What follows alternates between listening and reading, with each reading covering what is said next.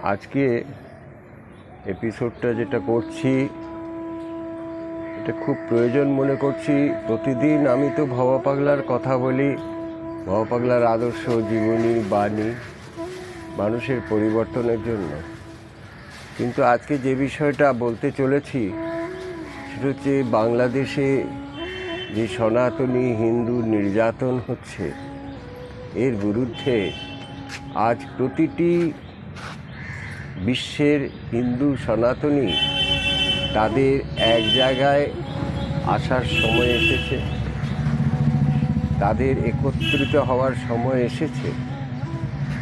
এই প্রসঙ্গে আমরা সকলেই একটু সাধু সমাজও আতঙ্কিত। এই কারণে আজ যে জিনিস বাংলাদেশে হচ্ছে, মন্দির পোড়ানো হচ্ছে, নারী নির্যাতন হচ্ছে, সে খবর